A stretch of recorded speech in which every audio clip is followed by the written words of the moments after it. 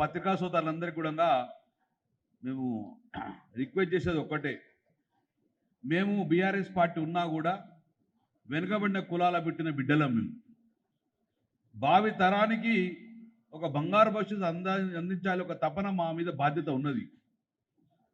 ఈరోజు ఈ యొక్క సమావేశం కరీంనగర్లో జరగబోయే సమావేశానికి బహిరంగ సభకు కథనపేరి బీసీ కథనపేరిని నామకరణం చేయడం జరిగింది.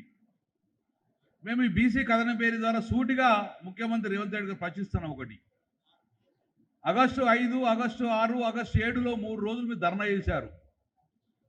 ఏం సాధించిర్రో ప్రజలకు చెప్పాలి.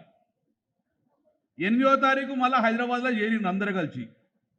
5, 6, 7 తారీఖులో మీరు ఏం సాధించిర్రో ఒక్కసారి ప్రజలకు చెప్పాలి, వెనుకబడిన కులాలకు చెప్పాలి. మీరు నిజంగానే ప్రధానమంత్రి యొక్క అపాయింట్మెంట్ తీసుకున్నారా? అడిగారా? పోనీ అడిగితే ఆ అపాయింట్మెంట్ ఎవరి ద్వారా అడిగినోడో బహిర్గతం చేయండి. పోనీ ప్రెసిడెంట్ని కలవట్లేదు, మాకు అపాయింట్మెంట్ ఇవ్వలేదన్నారు. ప్రెసిడెంట్ని కలుస్తామని చెప్పి అపాయింట్మెంట్ కోరినరా? అది కూడా బూటకం.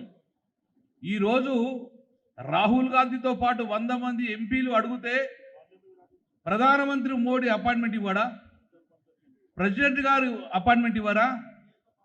నిజంగా నీకు చిత్తశుద్ధి ఉంటే రాహుల్ గాంధీ రాకపోయే, సోనియా గాంధీ రాకపోయే, ఖర్గే రాకపోయే, నీ 100 మంది ఎంపీలో ఒక్క ఎంపీ రాకపోయే. ఇక నీది ఎక్కడుంది చిత్తశుద్ధి నీకు? 14వ తారీఖు మేము కథనపేరి పెడుతున్నాం. దాంట్లో ముఖ్యంగా 11వ తారీఖు 12వ తారీఖు కూడా పార్లమెంట్ నడుస్తుంది. వాళ్ళ ఈ 11వ తారీఖు 12వ తారీఖులో ఏ ఒక్క కాంగ్రెస్ ఎంపీ అన్నా ఈ పార్లమెంటు స్టాల్ చేస్తారు కావచ్చు అని ఆశతో వెయిట్ చేస్తున్నాం మేము. పోనీ కనీసం 0 అవర్ తీసుకొని మైక్ తీసుకొని అడుగుతారా అన్న ఆలోచన చూస్తున్నాం మేము. 100 మంది ఎంపీలు ఉన్నారు, 40% రిజర్వ్ గురించి మైక్ అడగరు, క్వశ్చన్ రేజ్ చేయరు. 100 మంది ఎంపీలు పోడియం దగ్గరకు పోయి స్టాల్ చేసే అవకాశం కూడా రాలేదు ఇంతవరకు. ఎందుకు అంటే మీరు కేవలం మొక్కుబడిగా మోసం చేసేందుకు నిదర్శనం. ఆ రోజు 2 ఎంపీలు తెలంగాణ కోసము పోడియం కాడ పోయి స్టాల్ చేస్తే పార్లమెంట్ ఆగిపోయింది. 2 ఎంపీలు తెలంగాణ కోసం కేసీఆర్ గారితో పాటు 2 ఎంపీలు చేస్తే పార్లమెంటు ఆగిపోయింది. 20-25 నిమిషాలు స్టాల్ చేసిర్రు. మరి మీ 100 మంది ఎంపీలు ఈ బీసీల కోసము 1 సెకండ్ స్టాల్ చేసే అవకాశం లేదా? అంటే ఈ మోసం, బూటకం. 5, 6, 7 తారీఖు అనేది బూటకం. ఈరోజు స్టాల్ చేసిన బూటకం. నేను ఒక్కటే చెప్తున్నాను మీరు సూటిగా, మమ్మల్ని మోసం చేస్తే తప్పక తిరుగుబాటు చేస్తాం, 100% తిరుగుబాటు చేస్తాం. మా జాతులను అవమానం చేస్తే తప్పగా మీ మీద తిరుగుబాటు చేస్తాం, మీ పార్టీ మీద, మీ ప్రభుత్వం మీద. అందుకే మమ్మల్ని ఇబ్బంది పెట్టకుండా మాకు ఏదైతే 42% ఇస్తా అని చెప్పి మొత్తం గంపగుతా మా ఓట్లాలు వేసుకొని నువ్వు గడ్డెనెక్కినవో, నువ్వు ఈ అంశాన్ని వదిలినా నిన్ను మేము వదలం.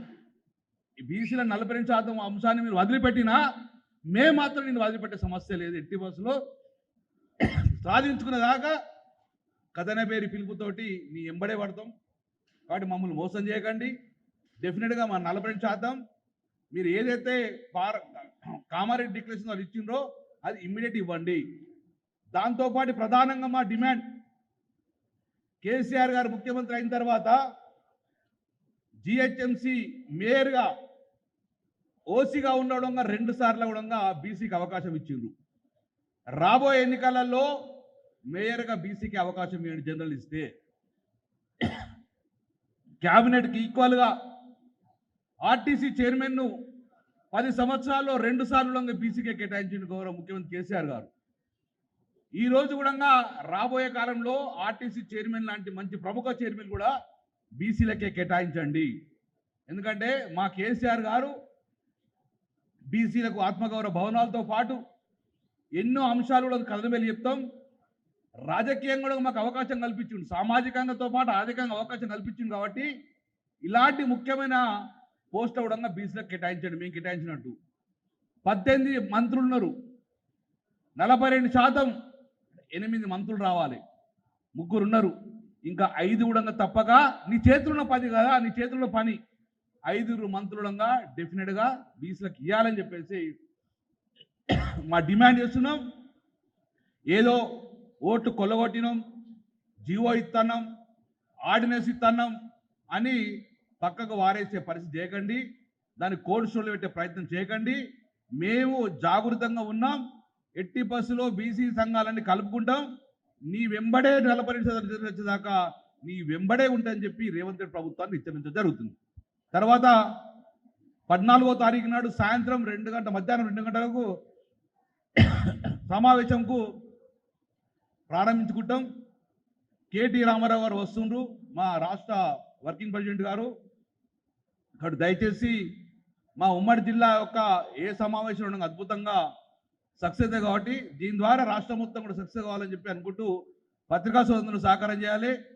తెలంగాణలో ఉన్న బీసీ బిడ్డలందరూ కూడా ఆహ్వానం పలుకుతున్నాం. తప్పక రాండి. ఇది పొలిటికల్ పార్టీ ఇష్యూ అయినా కూడా బీసీలకు ఆత్మగౌరవం సంబంధించిన అంశం కాబట్టి తప్పక సక్సెస్ చేయాలని చేసి మనస్ఫూర్తిగా కోరుకున్నాను. జై తెలంగాణ, జై బీసీ. తెలుగులో న్యూస్ కి ఫాస్టెస్ట్ యాప్ ఇప్పుడు టోటలీ న్యూ అవతార్లో జస్ట్ 5 seconds లో కంప్లీట్ న్యూస్. సోషల్ మీడియాలో ట్రెండ్స్ కి one stop solution. Live TV app voice search option తో ఇప్పుడే డౌన్లోడ్ చేయండి లేదా అప్డేట్ అయిపోండి. యాప్ లింక్ డిస్క్రిప్షన్ లో ఉంది.